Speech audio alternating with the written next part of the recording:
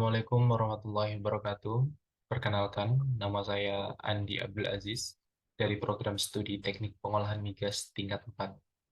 Di sini saya akan mempresentasikan jurnal saya yang berjudul Optimasi Top Product Dryer Scrubber terhadap Water Carryover menggunakan Double Peptide Exchanger di kilang polipropilen PT XYZ.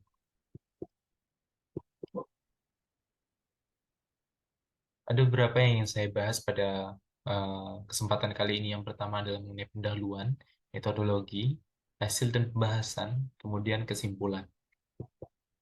Untuk pendahuluan itu sendiri, PT XYZ merupakan salah satu perusahaan yang bergerak pada bidang petrokimia yang menghasilkan biji plastik polipropilen dengan bahan baku propilen. Untuk membuat biji plastik polipropilen diperlukan berbagai proses, salah satunya adalah proses pengeringan atau proses dryer. Proses pengeringan pada PT XYZ terletak pada unit 500 yang dimana dapat dilihat pada flow diagram atau PFD pada slide ini. Pada area 500, from the 501 itu adalah unit streamer, yang dimana unit streamer itu adalah gunanya untuk mendeaktifasi katalis dan katalis dengan menginjeksikan steam pada D501. Kemudian flag yang sudah deaktivasi katalis dan kokatalisnya akan dialirkan secara gravitasi ke dalam D502, yang dimana D502 ini adalah dryer, yang dimana nanti akan dikeringkan dengan cara menginjeksikan N2 panas yang bertemu dengan flek yang masih mengandung moisture. N2 panas akan mengeringkan flek, kemudian flek yang sudah kering akan dialirkan secara gravitasi menuju ke proses selanjutnya.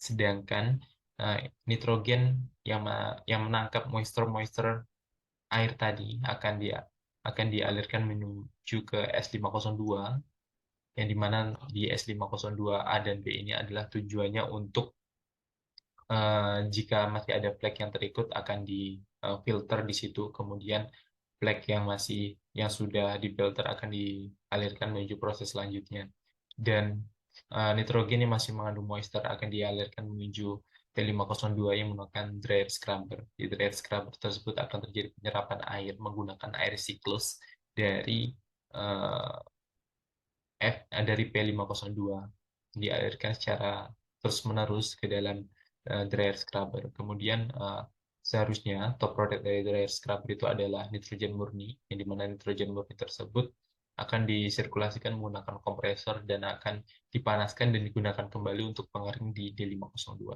Tetapi di sini ada masalah, yang dimana kompresor di PT XYZ tersebut sering rusak, yang dimana rusak disebabkan oleh terikutnya air yang ada di T502 masuk ke dalam kompresor. Ini ada masalahnya ada di top product.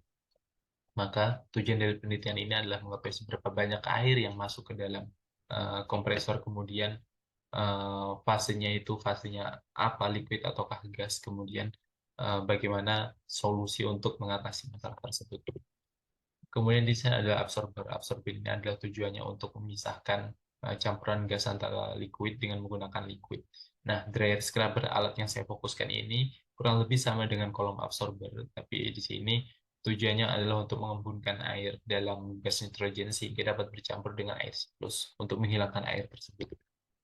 Kemudian ada double rapid exchanger. Double rapid exchanger ini adalah jenis penukar panas yang terdiri dari dua pipa konsentrik. Pipa bagian dalam akan membawa cairan yang perlu dipanaskan atau didinginkan, sedangkan pipa bagian luar itu adalah sebagai media untuk perpindahan panasnya.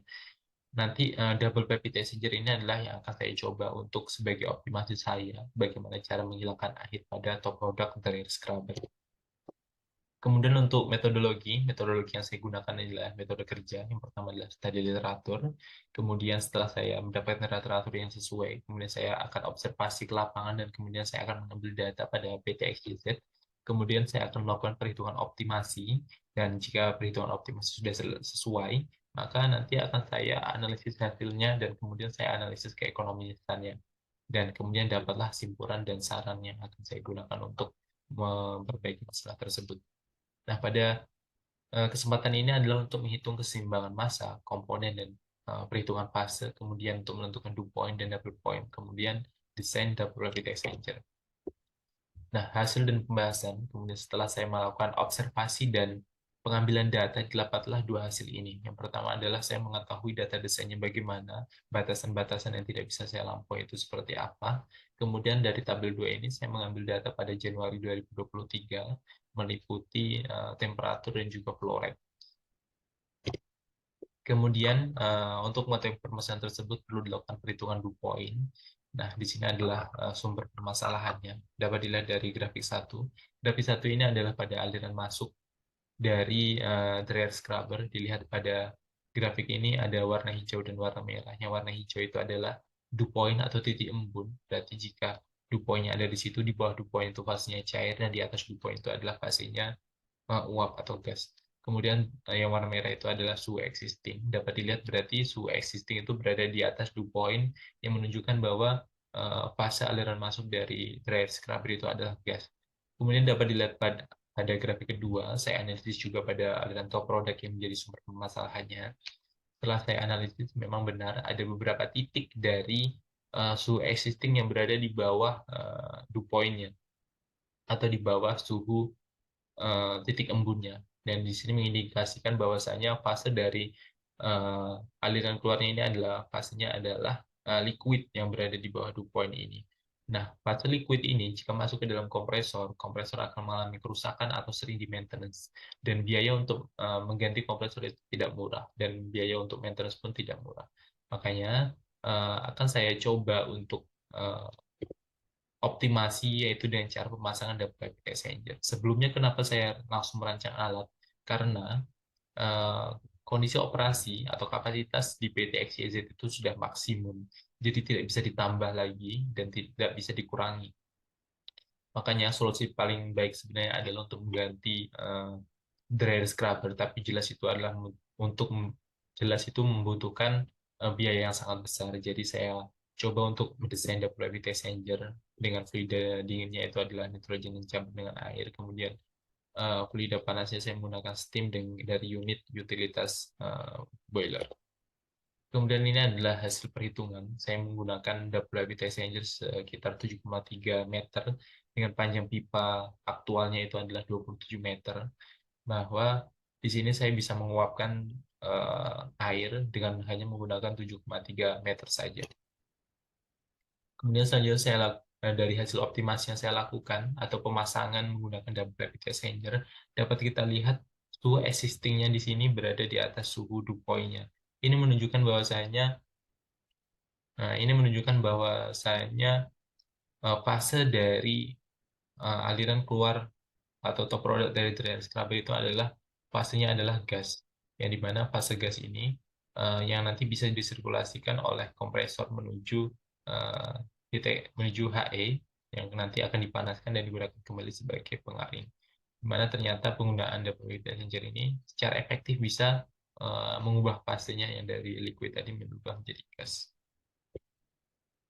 Baiklah, selanjutnya adalah analisis ekonomi. Analisis ekonomi adalah meliputi menghitung untuk capital investment dari peralatan menggunakan Waxpeter. Kemudian harga ini tergantung dari jenis alat yang akan dibangun. Penentuan harga ini bisa dilakukan dengan mengetahui indeks dari tahun-tahun sebelumnya yang akan kita gunakan. Di sini ada total purchase equipment cost sebesar 88,5 juta. Ini dari reference, kemudian di level equipment sebesar 8,8 juta ini 10% dari PIC tadi. Kemudian fixed capital investment yang didapatkan sekitar 243 juta untuk membuat atau memasang double rapid exchanger. Ada dua variabel untuk menganalisis ekonomi. Yang pertama ada direct cost dan indirect cost. Untuk direct cost tersebut sebesar 66% atau sekitar 160 juta. Sedangkan untuk indirect cost 34% sebesar 82,7 juta. Maka dari fixed capital investment, working capital investment, dan total capital investment, didapatlah total capital investment sebesar 286,3 juta. Sedangkan untuk double rapid exchanger, pemasangan untuk double rapid exchanger itu sendiri, jika kita bandingkan dengan mengganti kompresor, maka dapat menghemat sekitar 502,7 juta rupiah dibandingkan kita menggantikan dengan kompresor. Maka dari segi ekonomi, double rapid exchanger ini sangat layak untuk dibangun. dan dapat menghemat sekitar 502,7 juta rupiah dibandingkan harus membeli kompresor baru. Maka dapat diambil kesimpulan bahwasanya terdapat permasalahan pada dryer scrubber berupa water carryover yang masuk ke dalam kompresor. Kemudian kandungan air yang terikut itu relatif masih bisa ditangani dengan menggunakan double heat exchanger. Nah, pengaruh dari double heat exchanger ini eh, adalah untuk menguapkan air dengan suhu sekitar 330 derajat Kelvin. Dari segi ekonomi, pemasangannya sangat layak dan dapat menghemat dana sebesar 502,7 juta rupiah. Itulah hasil dari presentasi saya atau hasil penelitian saya mengenai jurnal saya. Kurang lebihnya saya mohon maaf. Saya ucapkan terima kasih. Saya akhiri. Wassalamualaikum warahmatullahi wabarakatuh.